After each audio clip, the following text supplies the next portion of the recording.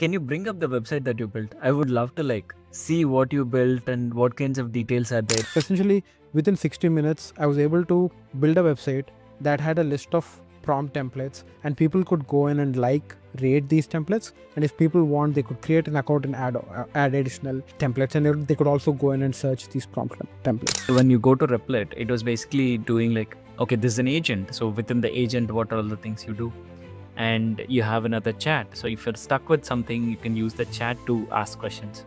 Yes. This made it even more simpler than that. Chat, agent, everything is the same. So it made it much more human friendly.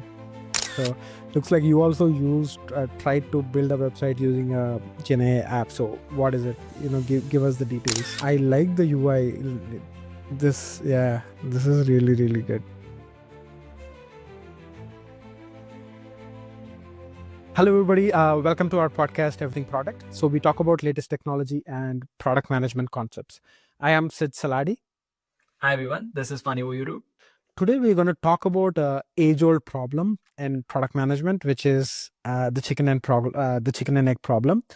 So as an aspiring product manager, right, if you want to get into product management, you need product management experience, and companies are basically only looking at candidates who have gotten some experience in product management.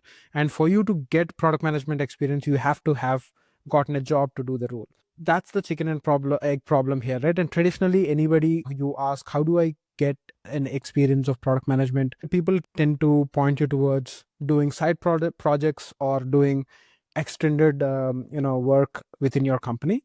But building side projects is not that easy, right? Sometimes when you want to build something, you could ideally go back to building these using some website builder, but that is still some effort and it's not that customizable. But now with AI, things have changed. So I think we both had our own AI wow moments in building prototypes. Funny. So maybe let's what was your experience building projects before and after? Yeah, sure, Sidhu. So, I can totally relate to this problem, right? During my MBA time, I also wanted to showcase that, hey, hi, I have a good product mindset. Obviously, we don't have a good product management experience at that time, but I want to showcase that I had a good product mindset. It was a struggle because I had to build some kind of a website on my own, some kind of a functionality showcasing all of the details and stuff. The one that I built at that time was very scrappy, looked very bad, but that is all I could do. And I was trying to do the very similar thing right now. I wanted to build a website. We can go through the details, right? We can try to build a website for, let's say, our podcast today, and we can just use a couple of AI tools. Half an hour, I was very surprised. Half an hour, you'll have a fully functional website, everything available. Someone should be able to come and do anything on that website. Yeah, and I think this is like, anybody who's aspiring to become a product manager, right? So now you are not limited to building website by through a website builder, which has minimum functionality, right? You have exposure to a lot of templates which you can use, but you could do only so much to customize whatever you're trying to build, right? But I think now with all of these AI tools, you are able to build prototypes much faster, get feedback, iterate. Actually, that's you being a product manager for your own product. And this is something which you can actually show and put it in your resume so that people know that, okay, this person, even though they haven't actually done a real product management job, tried to do this through their side projects. So, and I'll maybe walk through my aha moment, Funny, and then I'll turn it over to you and you can walk through your aha moment. So back in December, right? So I was actually trying to build a website for a prompt template. So essentially, the problem is there are so many prompts that could be used for product managers in different jobs they do. Initially created a document with 50 prompts and all, and the number of prompts was growing, and it was very hard for people to search for these prompts and apply these prompts. So I was thinking, should I maybe create a website for this so that people can easily find this, and also people could rate how the prompt performed, and if people wanted to also contribute to the community, they could add their own prompts. And essentially I wanted to make it a prompt marketplace for product managers. So I was like, okay, how do I build this? Then I went back to these traditional website builders. I didn't find any solution that fit my requirements. Then I think I was watching a video on YouTube. I think IC founder who built a company called Replit was basically talking about his product. So this is essentially an AI agent that helps you build web applications, right? So I went in and gave some of the requirements, and all of these requirements, I got this from essentially the PRD generator, which I created, and I put that into Replit and then asked it to create a website. So essentially, within 60 minutes, I was able to build a website that had a list of prompt templates, and people could go in and rate these templates. And if people want, they could create an account and add additional templates, and they could also go in and search these prompt templates. And all of this was, I was able to test it, and then essentially also deploy it to production, where I got a URL where I could give it to users to test it out. So all of this just happened within 60 minutes. No, that's very interesting, Sidhu. So that's a very good problem that you're solving, right? Can we start with the website that you actually built? Can you show us what is the website that you built, and then how you used Replit to like build it? Okay, yeah. Let me share my screen and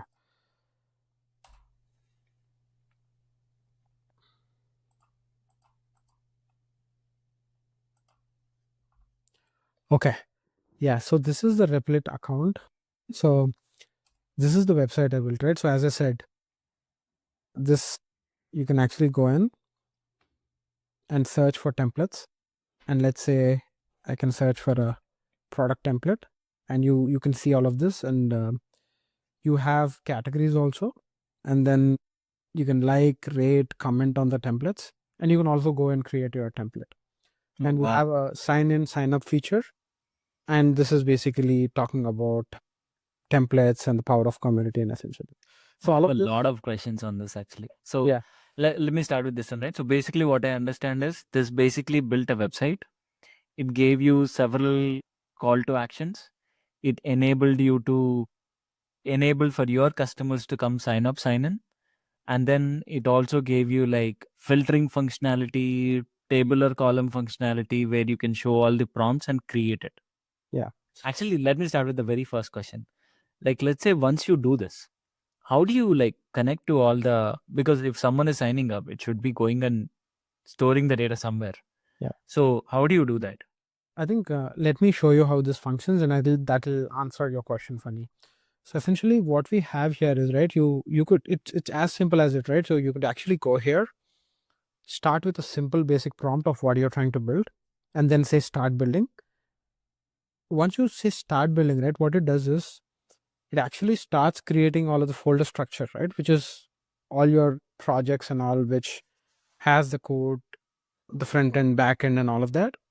So once you do that, based on your requirements, the requirements you give, it'll actually create a database, a place. So it has database compute and all, where you can store this, and essentially it goes to the database to see, authenticate the users, their username, password, all of that. You would add all of that mechanism. So initially, the basic template just gives you a UI frame, but as you see holes, as you do more QA, you can add more and more functionality. So initially, when I created this, it was letting people to create templates without a account. Then I said, okay, that's not good. We need somebody who signs in and then creates an account.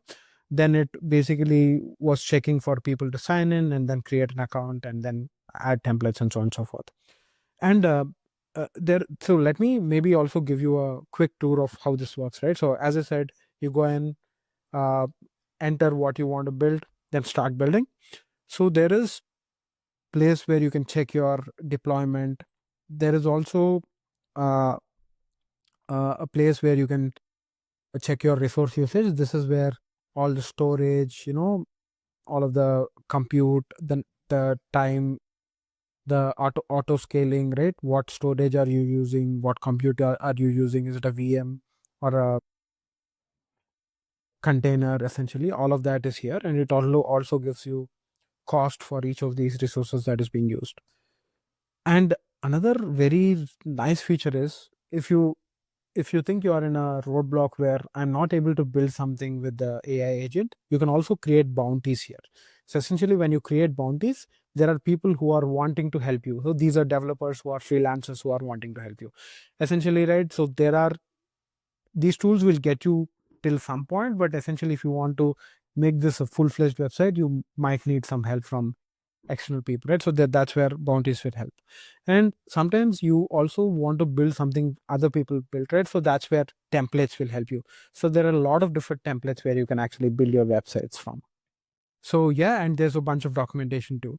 So I think overall, start with a prompt, start ask it what to build. Once you have the website, do the QA, test it out and see if it's meets your requirement. If not, you can keep prompting. And I think there's also um, an AI agent, so an AI assistant. So agent is actually helping you build the app, but assistant can help you decode any bugs in the code or add any additional functionality which the agent is not able to figure out. Got it. Actually, let's start it, right? Let's Okay. do the same thing. Let's ask it, hey, I want to build a website for my podcast. Okay. Okay. Let's see what it does. So I think Probably give like some basic details like, so let's do that, right? So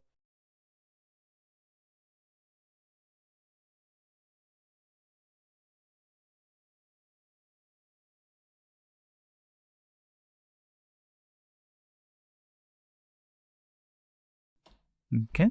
let's start building. It's actually thinking. Hmm. Oh, it gave you a plan. So yeah, it'll actually give you a plan, and it'll also ask you like, do you want to add any additional features to this or not? So I'd say, right, add episode categories. Um, Rest all, I think let's skip for now. Let's make it simple. So it'll actually start building your website. And you have a lot of options where you can roll back certain changes which you have done and all. So if you haven't liked the changes which it has done. So basically, what they're trying to do is they're trying to make the developer's life easy. Yeah. And for anyone who is not a developer, also, they're trying to make it simple. But I mean, for someone who doesn't do anything, this is still to a certain extent overwhelming. Yeah. So it actually started creating this schema, storage, different routes, the components, right? All of the front ends. So you can see all of that, right? So it's actually writing this and also it's good to see it actually writing this. Yeah. If we actually hire a developer, it's gonna take forever for him to like debug through all of this, understand everything, and then change stuff. So it's also creating a list of episodes, right? And there's also a theme which it created.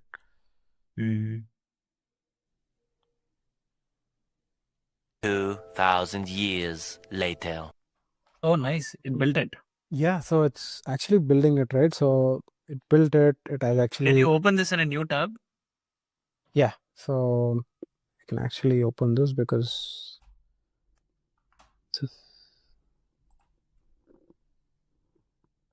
right. So yeah, it's built a basic website by categories, and essentially you could go in and It play, just pulls some random videos, basically. yeah, some random videos and all. Actually, Like, can you try this out?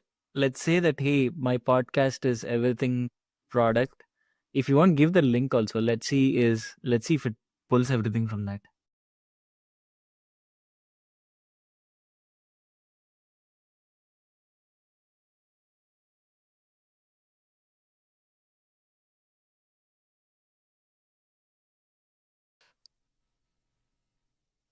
so it actually it says okay.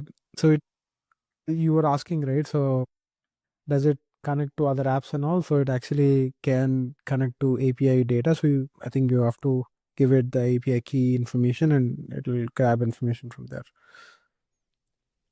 There's still like developers have to do it. I have no idea how to get an API key. Yeah. It's yeah, I think it's pretty straightforward. You can actually go to Google. Oh, YouTube actually gives that? Yeah, YouTube gives that.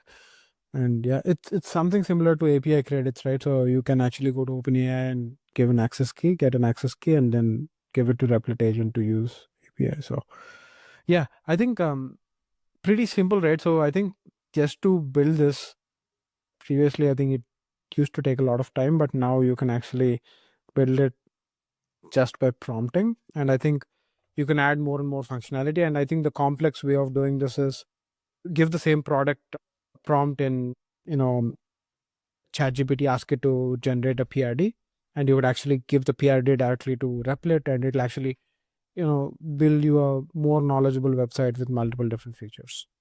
Wow. Yeah.